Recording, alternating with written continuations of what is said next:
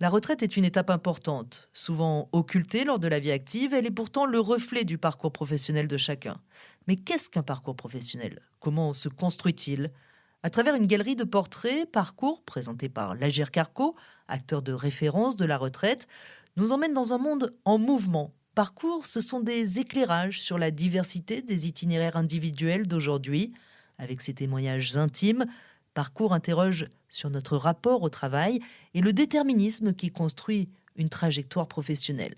Parcours, un podcast présenté par l'Agir Carco et proposé par Cavalcade.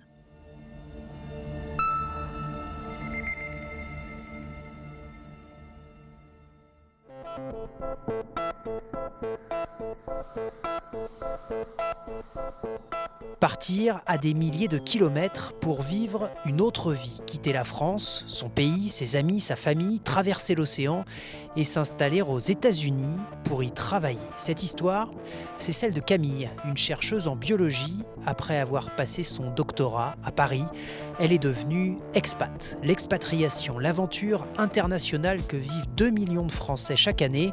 Camille a choisi de la vivre à New York, une vie américaine qui va durer 10 ans.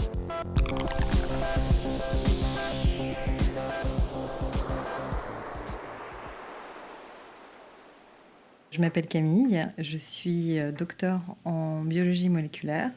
J'ai fait mes études en France et après l'obtention de mon doctorat, je suis partie aux États-Unis pour des études postdoctorales. Je pensais y rester 2 ans à l'origine, j'y suis restée 10 ans et je suis rentrée en France l'année dernière. Et j'ai, depuis mon retour en France, dû faire un changement de carrière assez radical. C'est le retour qui m'a demandé un grand effort d'adaptation.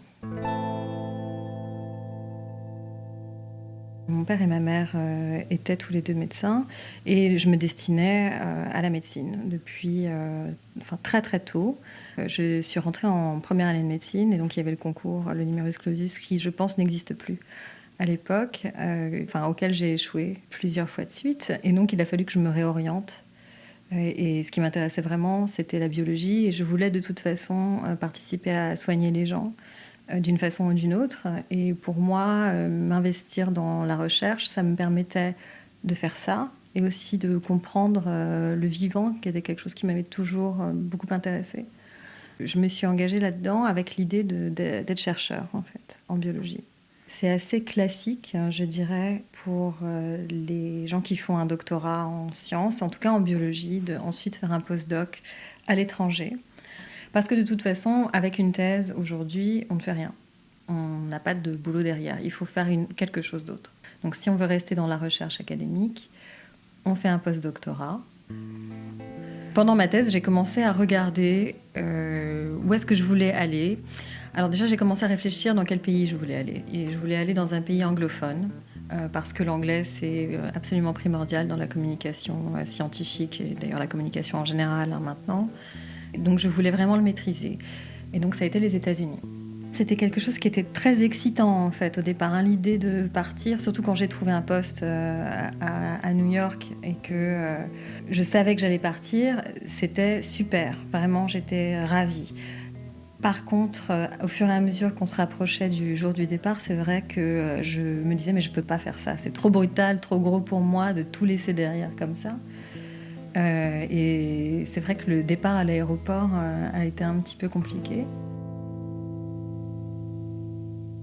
Quand je suis arrivée là-bas, je n'existais pas. Donc je n'avais pas de numéro de sécurité sociale, pas de compte en banque, pas de garant, rien.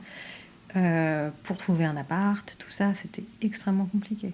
Il a fallu tout construire. Alors moi, je suis arrivée avec mes économies de thèse, c'est-à-dire pas grand-chose, vraiment pas grand-chose. En plus, ma carte de sécurité sociale, qui est vraiment le truc qui te donne une place dans la société américaine, elle a été perdue dans le courrier. Donc pendant 2 mois, je suis restée sans carte de sécurité sociale, donc je ne pouvais pas avoir de compte en banque, donc je ne pouvais pas être payée.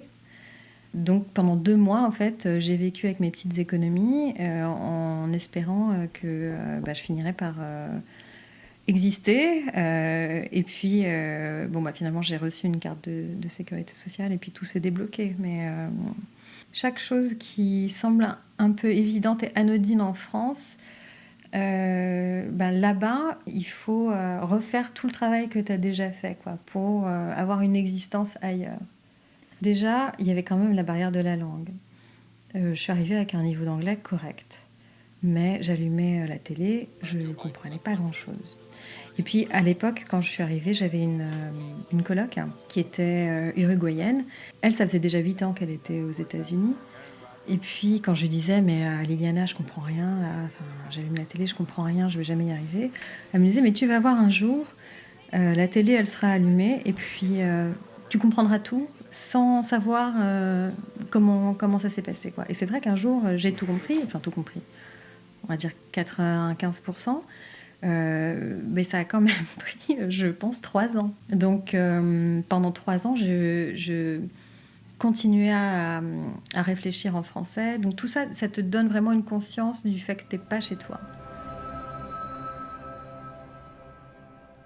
Comme j'arrivais mieux à communiquer, au fait, et que j'étais beaucoup plus familière avec la culture du pays, j'ai commencé à me sentir plus à l'aise.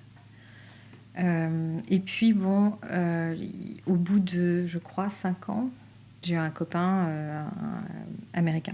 Et donc, je pense que c'est probablement l'élément clé qui a permis mon intégration dans la société américaine, en fait. C'est passé par un Américain. C'est passé par le fait que je partageais ma vie avec un Américain.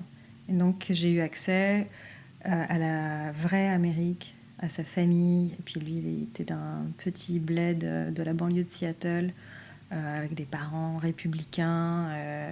J'étais vraiment confrontée à la vraie Amérique. Il y a eu des moments difficiles par rapport au fait de ne pas être en France, notamment les attentats de Charlie Hebdo, les attentats du 13 novembre. Ça, c'était difficile de ne pas être là. Pour Charlie Hebdo, ça m'a vraiment touchée parce que c'était Cabu, tu vois, que je regardais à la télé quand j'étais petite. Et parce que c'était finalement la première fois qu'il y avait quelque chose de violent comme ça qui se passait en France. Alors c'est vrai qu'il y a eu aussi, il y avait le métro qui a sauté en 95 aussi, ça je me souviens également. Mais c'était pas du tout pareil. Je dirais que dans ma vie d'adulte, tu vois, c'était vraiment le premier événement comme ça en France. Et j'étais abasourdie et j'avais vraiment besoin de partager ça avec des Français. Et j'étais isolée en fait. Je n'avais pas vraiment de personnes à qui en parler. Alors j'avais quand même des amis français à New York parce que finalement, il y a toujours une espèce de communauté d'expats qui s'organise. Et voilà, et donc je les ai contactés. Et d'ailleurs, pour Charlie Hebdo, parce que j'avais ce besoin de me retrouver avec des Français, parce que c'était quelque chose qui touchait mon pays et que j'avais besoin de me sentir dans mon pays, j'avais demandé aux gens s'ils voulaient se rassembler à Union Square, parce que c'est là que traditionnellement les gens se rassemblent pour faire des manifestations à New York. Et juste se rassembler à Union Square entre Français et voilà, juste être là ensemble. Et c'est un truc qui a pris une ampleur hallucinante. Moi, je m'y attendais pas du tout. Et en fait, ça s'est propagé sur Facebook. Je me suis retrouvée avec des journalistes qui me téléphonaient au travail, avec le consulat de France qui me téléphonait aussi en me disant le consul sera là. Et finalement, on s'est tous réunis. On était, je sais pas, je crois 3000, quelque chose comme ça. C'était primordial pour moi, en fait, de me retrouver entre Français. C'était compliqué pour moi aussi, à partir d'un certain moment, d'être loin et de ne pas être là pour mes proches quand il y avait des problèmes. Tu vois, si quelqu'un est malade, voilà. Ça a fait partie des choses qui commençaient vraiment à me peser, en fait. Et ça a été vraiment un moteur dans ma décision de revenir.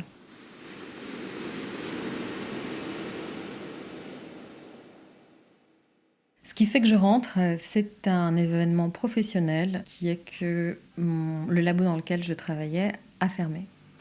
Et en fait, quand tu perds ton poste aux États-Unis et que tu es sur un visa de travail, ton visa de travail est complètement lié à ton employabilité, en fait. Et si tu n'es pas employé, tu n'as pas du visa.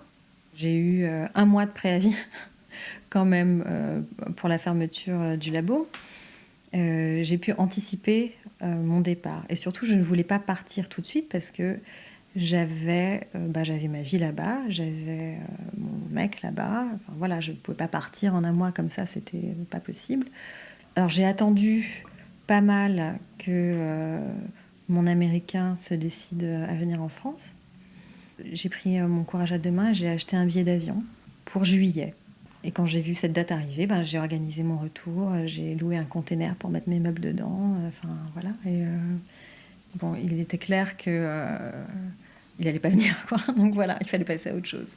J'aurais pu continuer la recherche en France, mais il aurait fallu que je refasse un postdoc avec cette fois un chef au-dessus de moi alors que j'avais déjà pris mon indépendance. Donc en fait, c'était faire un retour en arrière pour être intégrée dans un laboratoire, pas forcément travailler sur la thématique sur laquelle moi j'aurais voulu travailler, être mal payée.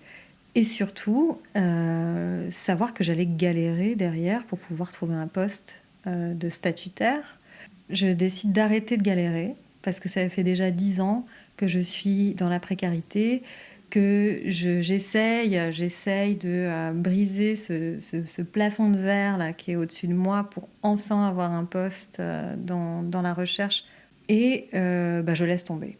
Il va falloir que je me reconvertisse. L'idée, c'est que mon doctorat seul est très difficile à valoriser, que ça fait en plus 10 ans, même plus de 10 ans que j'ai obtenu ce doctorat, que du coup, j'ai un profil senior, mais en même temps, j'ai passé 10 ans dans la recherche académique.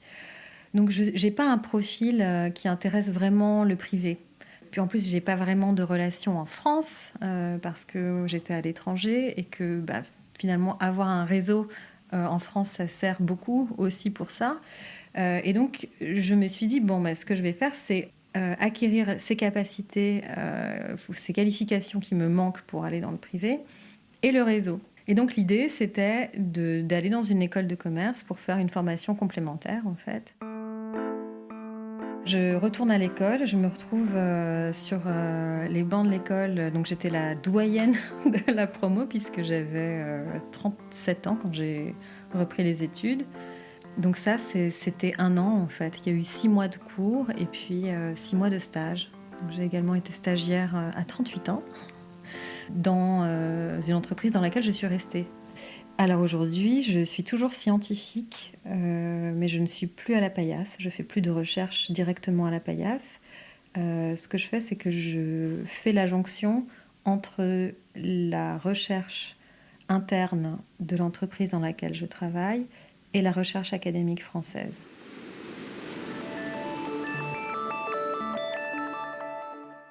C'était le retour en France qui a été le plus compliqué parce que c'était, encore une fois, abandonner mes plans de carrière. Il y a eu la première fois, c'était médecine, mon échec en médecine qui a été très difficile à digérer. Et j'ai mis très longtemps à me reconstruire une identité dans la recherche. Et une fois que je me suis construit cette identité, il a fallu encore que je change d'identité parce qu'encore une fois, c'était quelque chose qui était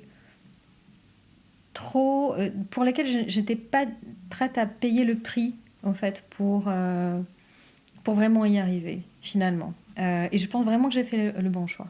Je pense que très sincèrement, mon expatriation, mon expérience à l'étranger, le fait que je parle couramment anglais, ça a joué beaucoup dans le fait que j'ai trouvé le travail que j'occupe actuellement. Donc le poste que j'ai actuellement, c'est quand même le fruit non seulement de ma formation en école de commerce, mais aussi de tout ce que j'ai fait avant. Donc, ça valorise l'ensemble de mon parcours, en fait.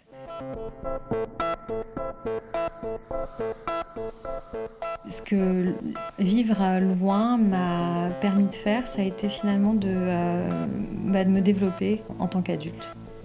Il a fallu couper le cordon.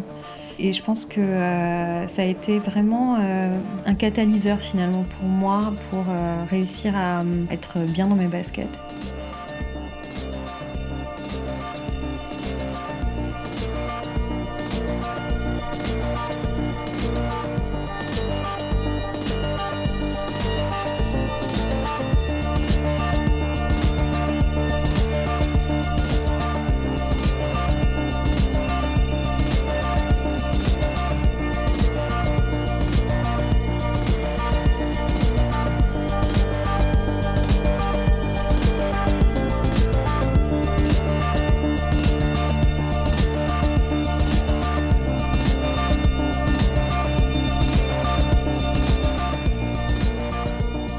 Vous venez d'écouter un épisode de la série Parcours. Si vous avez aimé, vous pouvez vous abonner sur Apple Podcast ou sur votre plateforme d'écoute préférée.